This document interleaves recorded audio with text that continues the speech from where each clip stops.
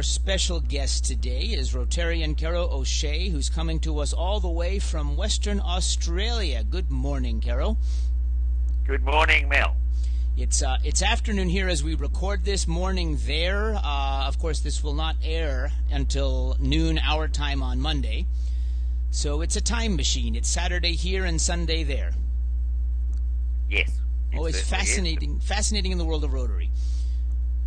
Absolutely. Absolutely. As I recall, you are a member of the Rotary Club of Canning Bridge. Absolutely. Canning Bridge Rotary is the thing, yes. Where do you meet? When do you meet? Tell us a little bit about your Rotary Club. Now, our Rotary Club is a fascinating little entity. We have 18 members, I think, but our club should actually be dead and gone, because its history is interesting. It began life as the Rotary Club of York. Now, York is a country town about 100 kilometres, about 60 odd miles east of Perth, and the Rotary Club of York was formed in 1954, and by around 2008 it was down to 2 members, and it was about to close up. But the then district governor had this brilliant heretical sort of notion that maybe, just maybe, this club could be saved if it had a change of venue. So what she did was she had a chat with the 2 remaining members, and between them they took the bold decision to relocate to the club to the city of Perth, which is, as I said, was about 100 k's away, and to meet in the Burswood Casino. So they did that, and they got the word out, and on the Rotary Network, and bingo, over the next 12 months they picked up 17 new members, and I was one of the people who joined the club. I joined in February or thereabouts of 2009, and unfortunately that mode of saving a Rotary club didn't quite fit conventional, traditional, rule-based stuff. And even though the club was thriving, it had by then adopted the rather novel name of New York to reflect the fact that it was a rebirth elsewhere. It wasn't just a choice of name, but the way things had been done brought about a storm of criticism within Rotary, and the club was ostracised to a certain extent. Should have won the membership improvement award at the following district conference, but was disqualified for doing naughty things like relocating like that, and was generally put a bit beyond the pale until 2010, when there was a forced merger between this New York entity and the Provisional Rotary Club of Canning Bridge, which was a group of about a dozen young people who were meeting in the Canning Bridge precinct. Canning Bridge is about, or what would it be, about 5 kilometres from Burswood. So the ultimate solution was to merge this Canning Bridge entity, which our club, I should explain, the New York club met on Thursday mornings. The Canning Bridge provisional entity met on Sunday afternoon. So and there was a significant difference in the average age of the 2 entities. So the solution to this embarrassment was to squash these 2 things together. Net outcome, we got the name. We went on meeting on Thursday mornings, and 11 of the 12 young people just disappeared, and to my knowledge have never joined a Rotary entity. So I think that was quite tragic, and we still applaud the work of the remarkable group of people who relocated our club. So these days we still meet at Burswood, where we serve the 2 communities of Canning Bridge and York. We still have 2 members from York. One of the original has retired and has become an honorary member of the club. But we do have another member from York who wouldn't be a member if we weren't meeting in Perth, because he works in Perth. But our club has done some remarkable things, like since the relocation, like creating the Canning Bridge Arts Markets. Ran them for 2 years. They didn't quite fire the way we wanted to, although they really did have some brilliant moments along the way. and we've done other things like supporting youth initiatives and basically bringing life and vitality into Rotary. Our members strongly support the handicap program, which sees fit young people buddy other young people who have significant disabilities on a week-long program, which is a really great way of drawing these young people with disabilities out and getting them into society. And as I say, our club is huge supporters of that. But so that's the history of Canning Bridge, Mel. I'm sorry if that's a bit long-winded. Well, not at all, because it comes with the usual dose of wonderful intrigue. When everything is going well for a Rotary club, try to exert outside influence on it so things become more difficult. Yes, that would be it. But and again, you share the story that happens often that I hope we can all get past anywhere in the world. It's how Rotary is different and the same in so many places, where those who cannot see the future and change create a situation where two active Rotary clubs become one and lose about 11 good people. Yes, that's exactly what happened. But I suppose you have to take the good with the bad and go with there was a net plus of about sounds like 7 or 8 good people helping, and hopefully some of those 11 young people will come back someday if they don't have too bad a taste. We would like that to happen. Yes. Yeah. I mean, in our area, we've seen situations where mergers of clubs made a lot of sense, where a club was struggling, but had the few remaining members had enough in common with a nearby club that we could keep good Rotarians in the fold. Yes, but I can cite an example there. As you'd be aware, I'm involved with our Rosnov Charter Chair, Simone Collins, in setting up the first Rotary E-Club in Western Australia. Let me mention that was not actually an Aussie term. Rosnef is actually ROSNF, Rotarians on Social Networks Fellowship. Yes. And I want to define that to save myself the effort of putting in a little subtitle along the bottle. Okay, I'm sorry, go ahead. Yes. No, I'm sorry, I've sort of jumped a little bit ahead there.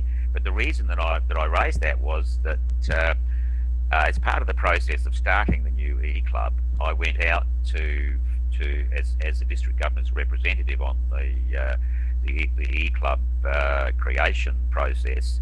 I went out to find a suitable sponsor club. We had a couple of very good clubs volunteer for that role. The one we've ultimately gone with is a Rotary Club of Southern Districts, which is a remarkable amalgamation of 4 Rotary clubs that have merged and have made a stunning success of the merger through basically having an amazingly friendly and accepting environment. It's really an example of what I think a Rotary club should be. They're right behind the creation of the new E-Club. They didn't really some of them didn't necessarily understand what it was all about, but they wanted to find out, and we're on this remarkable learning process together. So that, to me, when you mention mergers, if you want to see an example of how to do it big time and really successfully, the Rotary Club of Southern Districts is an outstanding model. It really is. Yeah, there is a tendency sometimes of district leadership, at least in my observation experience, to believe that there is strength only in numbers. And yes. While I grant that, of course, there is some amount of strength in numbers, if you have more resources, if you have more hands on the projects, you can accomplish more. And we know that every time we have one of our Rotary Club's public food drives, where we have just enough people to fill the shifts we intend to have out in front of the supermarket, and it goes very well. But we do imagine what it would be like to have 5, 6, 7 more people, and we're working on that. But then again, you're talking about your Rotary Club has 18 people, our E-Club has 13 people, and all we do is accomplish things. Yes. 13 members, 13 committed members can achieve a lot. Yes, and it's interesting because I know that you've done work going around to different clubs in your district. I've also had that privilege, and I'll stick to calling it a privilege. And what you'll discover is that we have 13 members in our club, and when we have a project, we have 13 participants, and yet you'll see clubs of 30 or 40 people, of whom 7 are participating. We have a wonderful club in our own district that has 7 members, and when they have a project, and they do at least one thing every month, they have 7 people, plus others they pull in. I would rather have 100% participation than a large roster. Yes, yes, and I think the important thing there, and you've touched on another really, really important thing there, Mel. A club with 7 members that has lots of friends. This surrounding community of friends of Rotary is vital, in my opinion, because a small club can achieve a lot, particularly when they have this active community of friends around them. And sometimes, in fact, the actual membership belies the strength of the club, because if you've got this community, your real membership, in inverted commas, is maybe significantly more than the number of people you've got on your books. Exactly, and sometimes it's not just about numbers. And of course, we understand that Rotary is at the international level is interested in being able to say how many members we have, and yes. Districts are always looking at how many members there are in the district. And of course, I've been the one to beat the drum for several years. Districts don't have members; clubs have members. Absolutely right. Absolutely right. And the other thing, of course, there is that. In some cases, we have this interesting way of measuring this membership thing, where we kind of talk about this Rotary year or that Rotary year, and we ignore the split second between the two, and that's when all the losses generally occur. Because people decide they're not going to go on with it, and so they don't jump this minute gap from one year to the next. But if you look at each of the years, hey, they look healthy. No one looks down the cracks for the because it's an inconvenient truth. Yes, because it comes down to who's doing the work of the wonderful projects we do is not the same thing as who is clicking the buttons on the submission of the roster to the record keepers. And again, if you have the phrase we have heard often is rhinos. Yes. RINO, Rotarians in name only. Yes. So that's in my only experience has been in clubs. The biggest club membership of any club I've been in so far, the E Club is my second, has been up at 23 at one point. And even there were 5, 6, 7 people who we never saw, might not have recognized, but those who were there fully. Yes. Now, you have other pursuits related to Rotary that you do around the district in terms of helping clubs raise their presence in the social media context. What have you been up to on that subject? Oh, it's the main thing that I do there is help clubs with their communications needs, because as I realised again when I caught up with our fellow Rosneft board member Kate this week. People still think that the Rotary, our wonderful Rotary, is an organisation of old guys that isn't really interested in attracting new vital people. And of course, nothing could be further from the truth. So the role that I have in our district is communications and social media chair. I prefer to call it director, because that term chair just doesn't do much for me. And what that's about is helping clubs primarily to make the social media space work for them. We've had some absolutely fantastic times doing that over the 2 to 3 years I've been involved in it. We've got something like 10 or 11,000 people in our 60-odd page network now. Of course, there are a number of multiple sort of measurements there, but the main thing that I seek to do with clubs is not just to create things like Facebook pages and sit there and wait for something to happen, but to appreciate that things like social media tools are there to complement all of the other things you do face to face in life, and to actually get out and make friends of your stakeholders, because it's this issue of stakeholder identification and relationships that's really going to make the difference in the future in Rotary, because the Rotary experience is changing. We can't rely on traditional hierarchical models. It's all about collaboration these days, and the social media tools are ideal for developing real collaboration. So that's what I do, Mel. Is the focus in terms of using social media not just internally, although that can help as a communications conduit, but also to educate the local communities in Western Australia as to what this particular Rotary Club does, what those other Rotary Clubs over there are doing, what we're all doing together? Yes, that's part of it. That's part of it. Ultimately, it's really about showcasing what we're doing and reaching out to using the networking capabilities of social media to reach out to key stakeholders. For example, just one example, we must here have supported hundreds of young people through youth exchange programs. But what you often hear when you say, okay, you had a youth exchange person sponsored by your club 5 years ago, what are they doing these days? You get blank looks. Not all the time, but so you ask how people keep in touch with these folk, and well, we don't. And to me, that's a tragedy. Like this is just a no-brainer that you support someone, you sponsor them. You don't try to dictate terms to them. This is about keeping in touch. You befriend someone, you support them. Hopefully, say, using the example of the youth exchange process, you've given them an opportunity to do something which has enriched their lives and maybe provided a base for something. You know, if you don't keep in touch with that, what's the point? Such as the scholarships we have, such as the what we used to be called the ambassadorial scholarships. Yes.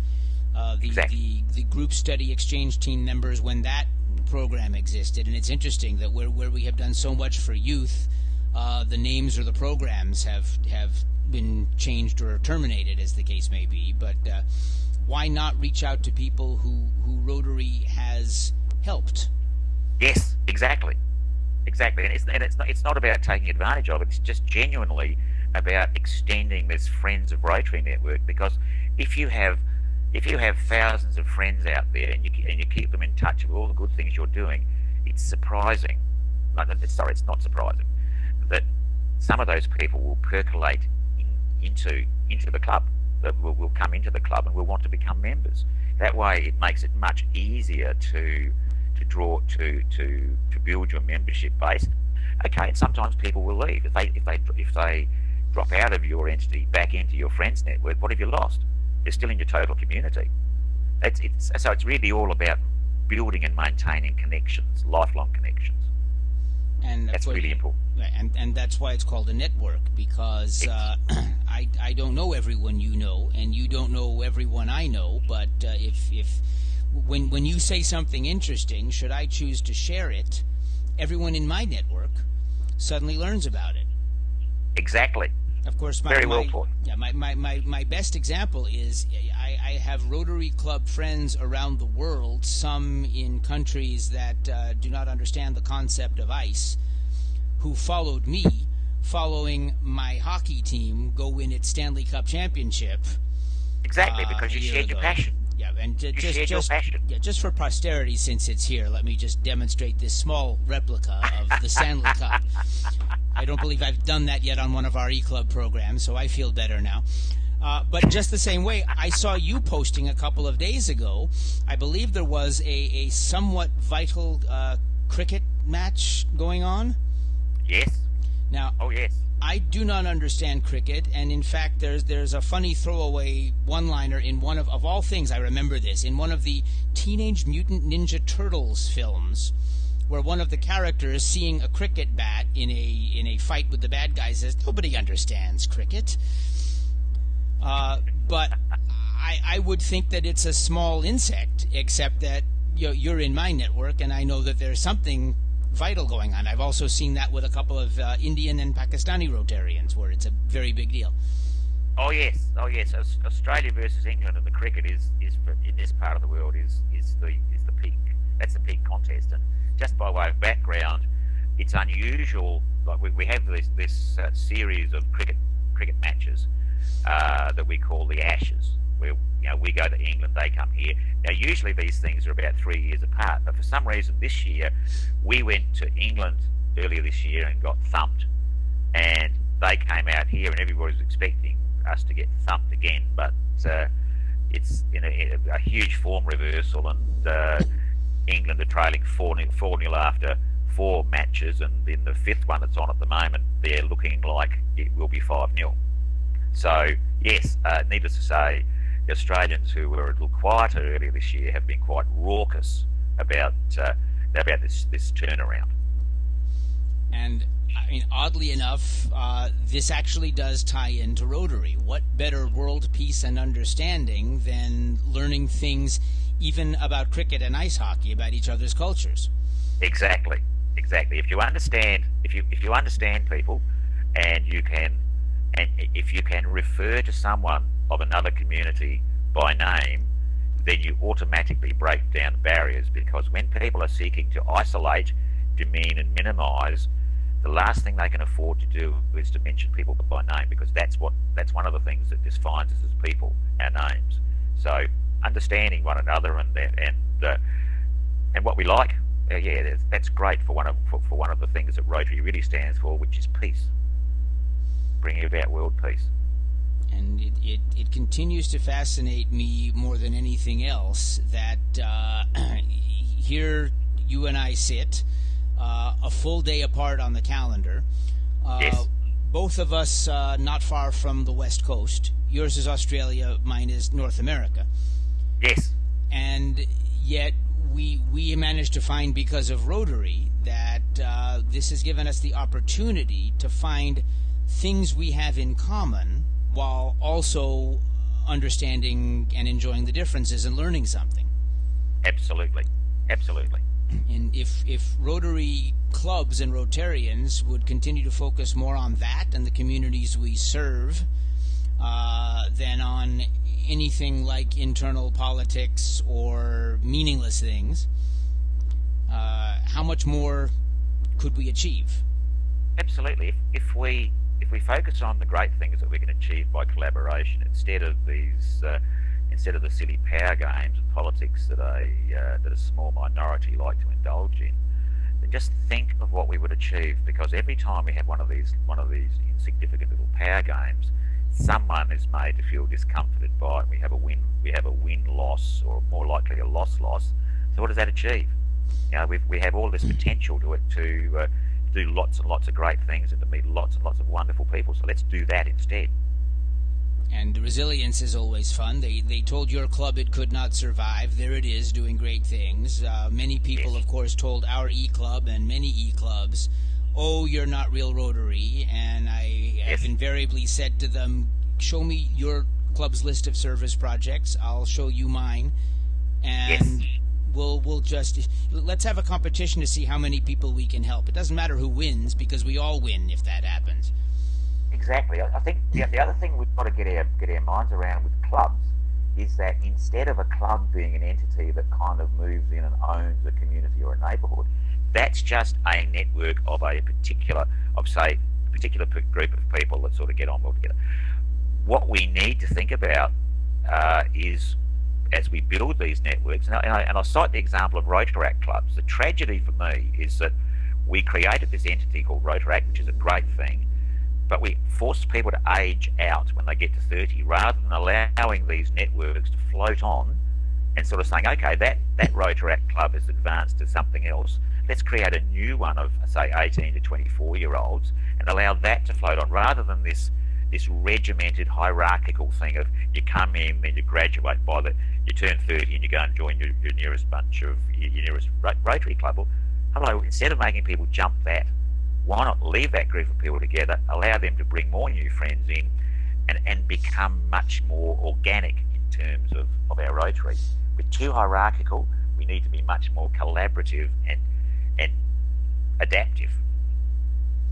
And not find ways to lose people. Exactly. There are many ways to attract people to a Rotary Club, but there are also many ways to lose people. And if we could minimize those ways to lose people, I believe you're familiar with the same study. I'm sure we've all heard about. The Rotary commissioned a 7-year study that ended a few years ago, where they discovered that at the beginning of the study there were 1.2 million Rotarians.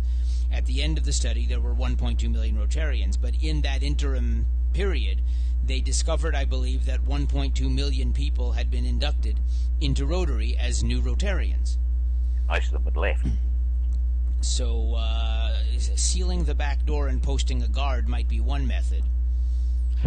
But see, that's the thing. This is one of the things we're up against with the E-Club, because a number of people have said, good luck, but you're not getting any of my members. And I sort of say, well, you don't own them. I mean, not that this is a member stealing thing, but people, volunteers, come together to do something. They don't belong to Rotary. Rotary is blessed to have them. We need to talk about facilitation of volunteers, not control, because once you start dictating and controlling and trying to and pretending that you've got this bunch of conscripts, you failed. This is about working out what it is about the Rotary experience that these people like, adapting it. Because if we'd retained half of those that we'd lost, Rotary would be 50% bigger.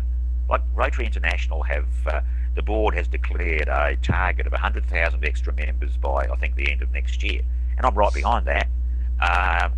But the thing we've got to do is to recognise that if we don't get the experience thing right, what I experience as a Rotary volunteer, if we don't work on that, making that a really positive experience, then we're going to continue to have this flood out through the back gate, and we'll basically waste our recruitment efforts.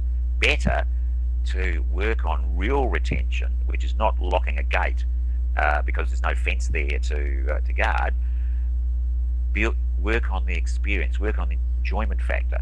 You know, what is it that people really enjoy about being there? Because that's what will keep them. Make it worth being there.